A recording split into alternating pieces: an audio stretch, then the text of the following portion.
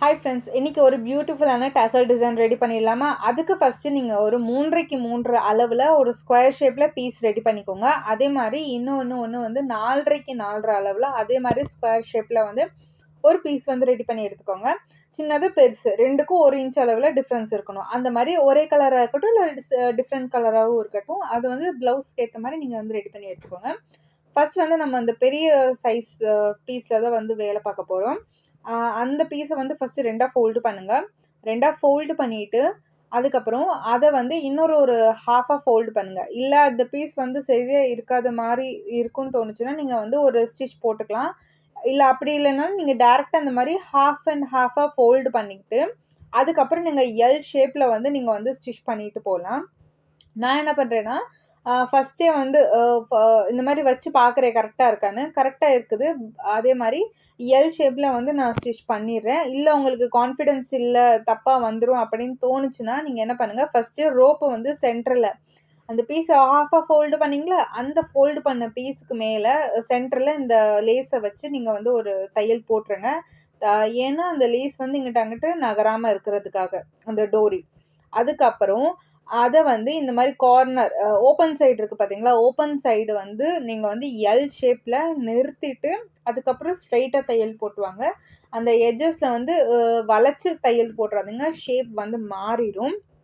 So அதே மாதிரி L ஷேப்பில் தையல் போட்டுட்டு அதை இப்படி ஆப்போசிட்டாக ஃபோல்டு பண்ணிவிட்டு அப்படியே ஒரு அந்த மேலே இருக்கிற கார்னர்லேருந்து கீழே என்னோட ஆள்காட்டி விரல் வச்சுக்கலாம், அது வரைக்கும் ஸ்ட்ரெயிட்டாக ஒரு தையல் போட்டுவாங்க. இந்த மாதிரி தையல் போட்டுட்டு எக்ஸஸாக இருக்கிற எல்லா பீஸையும் வந்து நீங்கள் கட் பண்ணி எடுத்துட்டு அதுக்கப்புறம் உள்ளே இருக்கக்கூடிய பீஸை வந்து இந்த ரோப்பு இருக்குல்ல, அந்த ரோப்பை இழுத்திங்கன்னா இந்த மாதிரி ஒரு ஷேப் வரும். இது ஆக்சுவலி என்ன ஷேப் சொல்கிறதுன்னு தெரியல, ஆனால் பார்க்க இந்த மாதிரி இருக்கும். லைக் ஒரு போட்டுன்னு சொல்ல முடியாது, பார்க்க ஒரு கூடை மாதிரி ஒரு ஷேப் வரும். அதுக்கப்புறம் நம்ம ஃபஸ்ட்டு ஒரு 3க்கு 3 பீஸ் எடுத்து வச்சோம்ல, அதில் வந்து இந்த மாதிரி 2ஆக ஃபோல்டு பண்ணிவிட்டு க்ளோஸ்டு சைடு வந்து என்னோட லெஃப்ட் சைடு இருக்குது, க்ளோஸ்டு பக்கம் வந்து என்னோட ரைட் சைடு இருக்குது. ஸோ அந்த க்ளோஸ்டு பக்கத்துக்கு மேலே நான் வந்து மேட்சிங்காக ஒரு காப்பர் லேஸ் வச்சுருக்கேன். நீங்கள் என்ன விதமான லேஸ் கூட வச்சுக்கலாம். அதே மாதிரி 1/4 இன்ச்லேருந்து 1/2 இன்ச் லேஸோட அகலம் இருக்கிற மாதிரி பார்த்துக்கோங்க. லேஸ் வந்து கொஞ்சம் ஃப்ளெக்சிபிளாக இருக்கணும். ரொம்ப பட்டையாக இருக்கிற மாதிரி லேஸ் எடுத்திங்கன்னா அது வளைஞ்சு நெளிஞ்சு கொடுக்காது, ரொம்ப நீட்டிக்கிட்டு பட்டையாக இருக்கும், அதனால ஸ்டிஃபாக இருக்கும் பார்க்க. அதனால இப்போ நான் என்ன பண்ணேன்னா அதை வந்து அப்படியே தையல் போட்டு வந்துடுறேன். அதுக்கு மேலே வச்சு ஒரு ஸ்டிச் வந்து நான் போட்டு எடுத்துடுறேன். இந்த மாதிரி க்ளோஸ்டு பகுதியில் வச்சு தான் அந்த லேஸ் வந்து நீங்கள் அட்டாச் பண்ணணும். இதுக்கப்புறம் நான் வந்து என்ன பண்ணுறேன்னா, அந்த பீஸ் இருக்குது பார்த்தீங்களா, அதை வந்து இந்த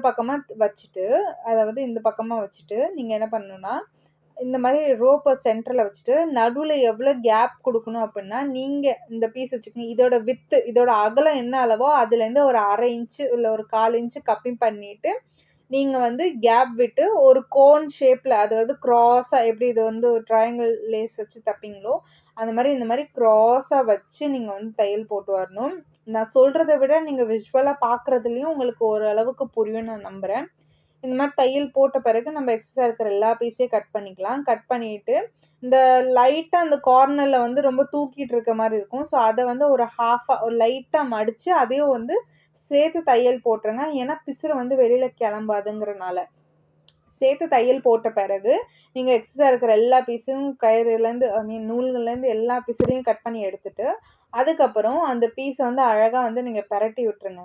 பிரட்டின பிறகு அது பார்க்க எப்படி இருக்குன்னா, ஒரு கோன் ஷேப்பில் தான் இருக்கும் பார்க்க. இந்த மாதிரி உள் சைடாக வச்சு நீங்கள் பொறுமையாக பிரட்டி விட்டு எடுங்க. பிரட்டி விட்டிங்கன்னா பார்க்க இந்த மாதிரி அழகாக வரும்.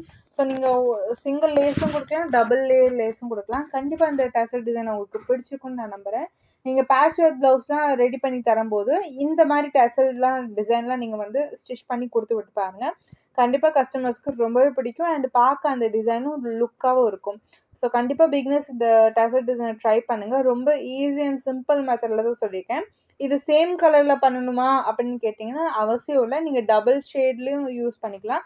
மேலே ஒரு கலர், கீழே ஒரு கலர், அந்த மாதிரி கொடுத்து கூட நீங்கள் வந்து ரெடி பண்ணலாம். நான் சிம்பிளாக இருக்கட்டும் சொல்லிக் கொடுக்குறதுக்காக இந்த மாதிரி சேம் கலரில் நான் வந்து ரெடி பண்ணியிருக்கேன். கண்டிப்பாக இந்த வீடியோ உங்களுக்கு பிடிக்கும்னு நான் நம்புகிறேன். நம்ம சேனலில் இது மாதிரி ஏகப்பட்ட டேசல் டிசைன்ஸ் இருக்குது. கண்டிப்பாக சேனலை விசிட் பண்ணி ப்ளேலிஸ்ட்டில் நான் டேசல்ஸ்னு கொடுத்துருப்பேன். அந்த ப்ளேலிஸ்ட்டில் போய் பார்த்தீங்கன்னா ஏகப்பட்ட டிசைன்ஸ் இருக்கும். எல்லாமே பிகினர்ஸ் உங்களுக்கான மாரி தான். ஸோ கண்டிப்பா அதையும் பாருங்க. அண்ட் தேங்க்ஸ் ஃபார் வாட்சிங்.